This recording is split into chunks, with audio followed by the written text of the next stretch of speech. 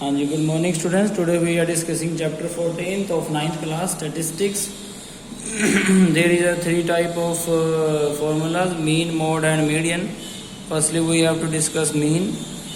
Mean is equal to sum of all observation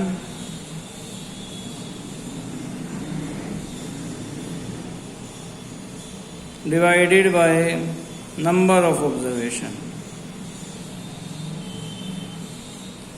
And also mean is also equal to sum of fi xi by में sum of fi. There is a frequency and middle term multiply का sum करके उसके divide में frequency का अगर हम sum कर दें then we also can find the mean. frequency का sum करना और number of observation का sum करना बात एक ही है. यहाँ पर सम ऑफ ऑल ऑब्जर्वेशन भी सम, ये सम का ही साइन है. तो this is also formula of mean. Two types of formula of mean. Also in 10th class two more type of formula of mean. 10वीं क्लास में 10th क्लास में दो फॉर्मूले और हैं मीन के निकालने के. 9th में यही दो हैं अभी. उसके बाद आगे मीडियन या मोड निकालने का फॉर्मूला भी है हमारे पास. जैसा कि फर्स्ट है यहाँ पर मोड निकालने का फॉर्मूला.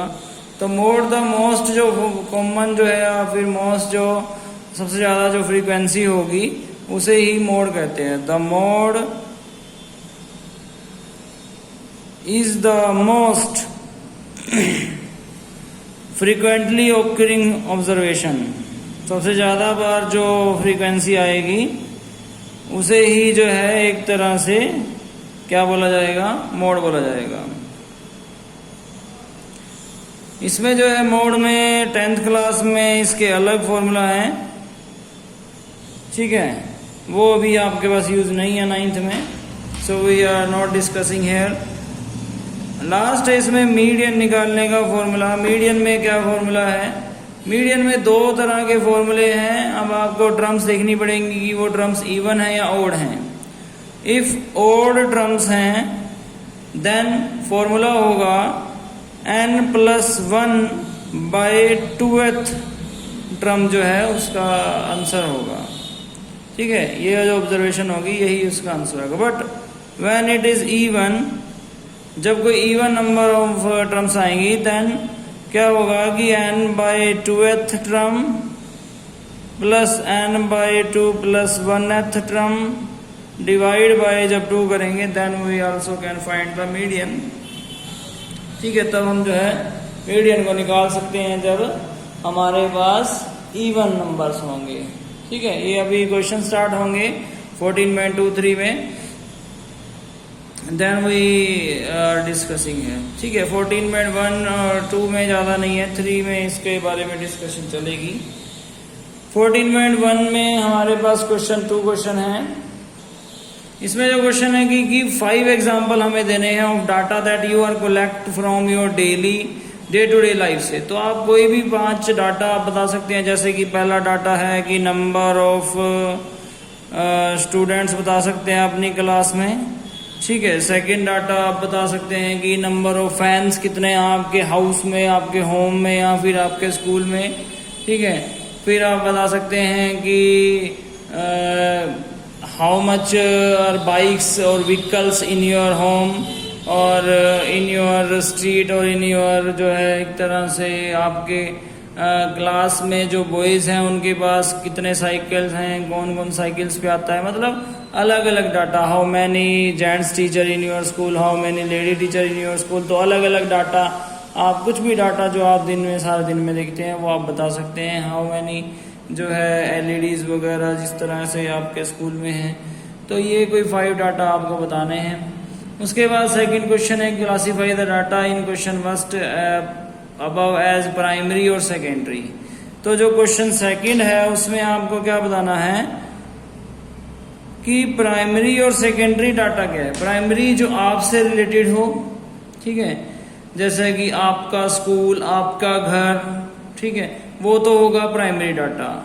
उसके बाद जैसे कि आप बोलते हैं कि स्टेट्स कितनी हैं, या जो है एक तरह से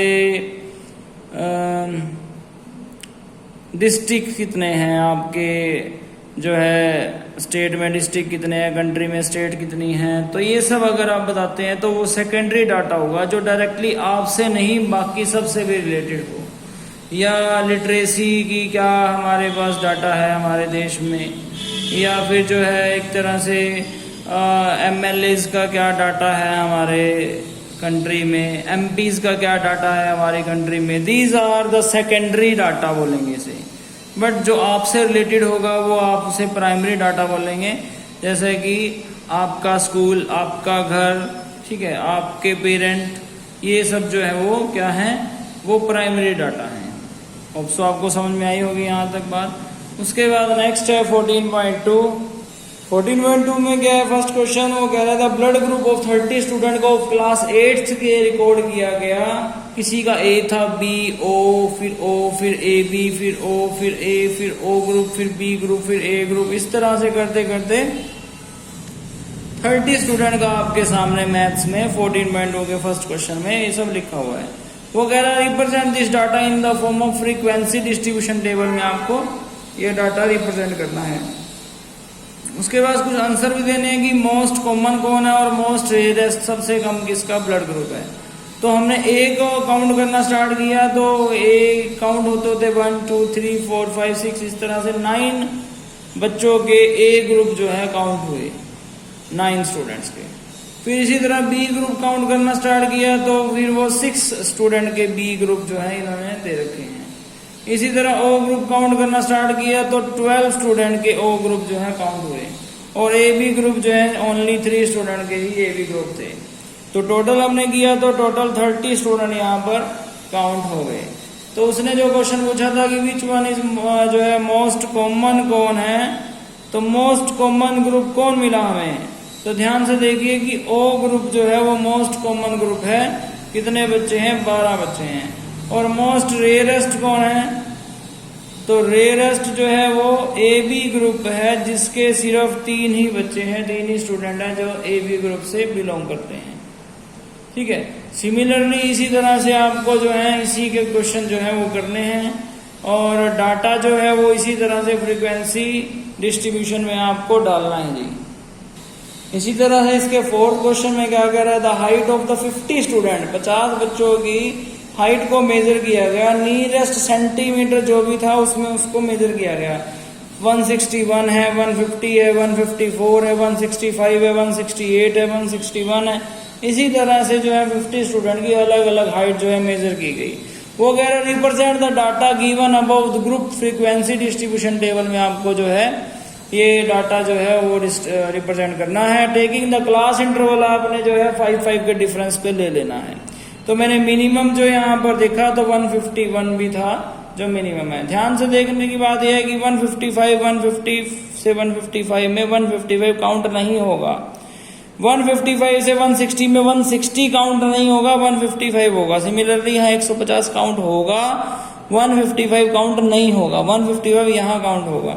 155 से 160 में 160 काउंट नहीं होगा, 160 से 165 में से 165 काउंट नहीं होगा। इसी तरह से 165 से 170 में 165, 166, 167, 168, 169 तक काउंट होगा, 170 अगले ग्रुप में काउंट होगा। तो 173, 4 तक मैंने जो है यहाँ पर जो है डाटा देखा है, तो इसलिए 175 एक सफिशिएंट हमारे पास मेजर है जहां तक हम जो है जा सकते हैं। उसके बाद क्वेश्चन है what can you conclude from their height from the table से क्या मिलता है। तो ध्यान से ढूंढने पर मिला कि 150 से 155 के बीच में 12 स्टूडेंट हैं, 155 से 160 के बीच में 9 स्टूडेंट हैं, 160 से 165 के बीच में 14 स्टूडेंट हैं। आपको ध्यान से ढूंढना है, और इसमें 10 है और इसमें जो है 5 स्टूडेंट है। टोटल जो है वो 50 स्टूडेंट आपको काउंट करने हैं। कम ज्यादा होंगे तो दोबारा से आप काउंट कर लेना। तो ये जो है इस तरह से आपको क्वेश्चन करना है। वो कह रहा है बट वन कंक्लूजन क्या निकला, तो ये कंक्लूजन निकला कि ज्यादातर जो बच्चे हैं ध्यान से देखने पर आपको पता लगेगा कि 150 से 155 में 12 जो है और 165 तक 14 हैं। तो ज्यादातर बच्चे जो है 165 से नीचे वाले हैं। ध्यान से देखिए 14 और 26 और 35। 35 स्टूडेंट जो है वो 165 से नीचे ही जो है बिलोंग करते हैं, 165 से ऊपर सिर्फ 15 स्टूडेंट हैं, यानी कि 35 जो है ज्यादातर मोस्ट स्टूडेंट आर बिलो 165। ये आप कंक्लूजन यहाँ पर लिख सकते हैं। ठीक है, होप सो आपको सबको समझ में आया होगा। Thank you so much. इसी तरह से आपने जो है सभी क्वेश्चन इसके कर लेने हैं 14.1 के।